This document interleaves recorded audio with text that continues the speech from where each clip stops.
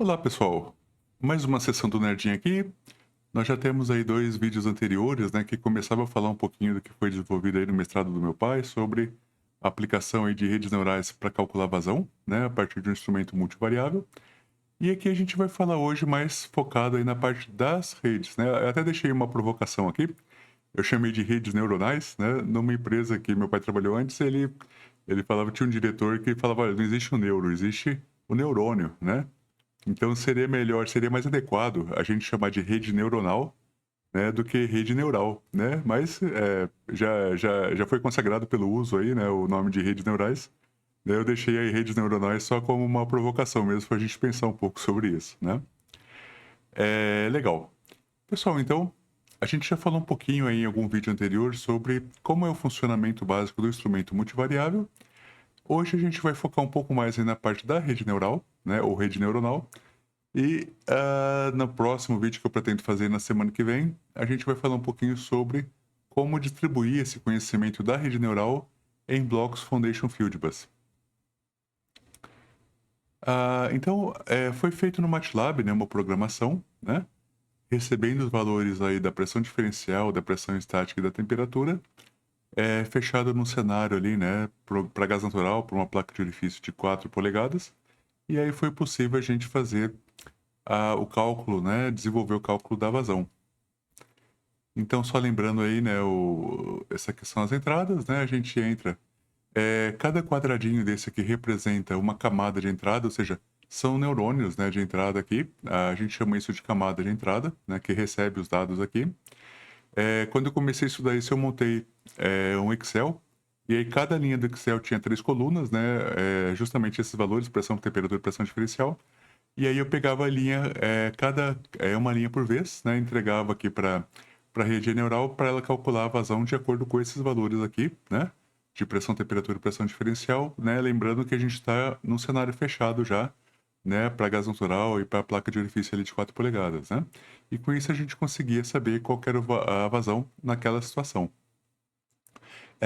Além da camada de entrada, nós temos também a camada de saída, né, que é só um neurônio que calcula a vazão, e nós temos também uma ou mais camadas escondidas, né? Eles chamam escondidas mesmo, né? Aquelas camadas que ficam aqui no meio do caminho, né? São todas interligadas aqui, as entradas com as saídas do neurônio ao outro, né? E aí, todo esse conjunto, na verdade, é que vai fazer o cálculo da vazão. E como funciona basicamente o neurônio, pessoal? Um dos esquemas mais simples é esse que está sendo mostrado aí na tela, né? Esse x1, x2 e x3 são as entradas, que são aquelas variáveis que a gente viu ali no slide anterior. O W1 é o peso 1, né? Vem de weight em inglês, né? Então, o peso 1, peso 2, peso 3. Então, como que é o funcionamento? A gente pega aquela entrada, multiplica por um peso, né? Pega uma segunda entrada, multiplica por um peso 2. Pega a terceira entrada, multiplica por um peso 3. Faz a somatória de tudo isso, né? Esse símbolo aqui indica a somatória, né? E a gente tem um pequeno um bias aqui, pessoal, é como se fosse um ajuste fino, tá? Que pode ser positivo ou negativo, né? Dependendo do valor aqui, é para fazer um pequeno ajuste. E aí a gente entrega tudo isso por uma função de ativação, né? Que geralmente tem uma parte não linear, né? É justamente essa não linearidade aqui que vai permitir a gente trabalhar com cálculos complexos, né? Então a gente pode trabalhar, por exemplo, com a função sigmoide, né? Com a tangente hiperbólica, né? E aí tudo isso, né, todas essas contas aqui vão fazer gerar uma saída do neurônio, né? E essa saída do neurônio vai ser acoplada a vários outros neurônios, né? Para a gente ter a saída final ali, né? Aqui está sendo mostrado um pedaço aqui da programação do MATLAB. Normalmente a gente faz um slicing que faz uma separação aqui das entradas, né? O X são nossos valores de entrada, o Y são nossos valores de saída, né? Então, no treinamento supervisionado, normalmente a gente faz o quê? A gente separa o nosso treinamento, simbolizado aqui por X-Train, em 70% das entradas, e a gente reserva uns 30% dos dados. Para quê, pessoal? Para ver se a saída real aqui, desculpa, saída real, para ver se a saída que foi calculada, se ela está batendo com a saída que a gente obteve ali, né? No meu caso ali da simulação com o próprio instrumento multivariável, né? E aí, na verdade, vai ter um erro, né? É normal que nas primeiras épocas, ou seja, as primeiras vezes que a gente roda, a rede ela vai dar um erro. E, na verdade, esse erro vai ser utilizado para afinar a rede, para ajustar os valores dos pesos para tentar, para tentar diminuir esse erro, né? E então, basicamente, como que funciona, pessoal? É, eu vou falar um termo aqui que eu não falei até agora, né? Mas que é o backpropagation, né? Então, na verdade, é o seguinte: imagina esses vários neurônios, né? A gente apresenta os valores para entrada, os primeiros pesos são gerados aleatoriamente, né? E ele calcula o valor de saída. Esse valor de saída é comparado no treinamento supervisionado com o valor real, e aí é medido esse erro, né? E aí, o treinamento do backpropagation, ele faz o quê? Ele retorna aqui, né? A gente chama da esquerda para a direita aqui de pass forward, né? E o backpropagation, o que ele faz? Ele vem recalculando por meio de gradientes aqui, né? Tem a ver com que já estou um pouquinho aí da parte de derivadas, né? Tem a ver com as derivadas aí. E aí a gente vai recalculando esses pesos de forma a tentar diminuir ao máximo, né, esse erro, a diferença entre o valor calculado e o valor real, né? E aí, de novo, né, a gente apresenta aqui os padrões de entrada, os pesos, né, mais atuais aqui, né, depois de serem recalculados, e aí, de novo, a gente mostra uma saída. E aí, provavelmente, o valor aqui do erro vai ser menor já nesse segundo passo, né?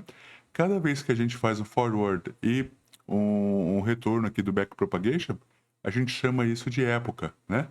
Então, dependendo do número de épocas aqui, cada época a gente vai melhorando os pesos aqui, vai refinando, digamos assim, os cálculos, né?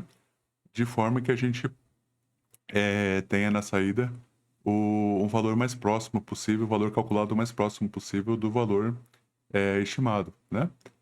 E isso nem sempre é fácil, né? Então são feitos vários testes aí com várias camadas escondidas, né? Com vários números de neurônios diferentes, né?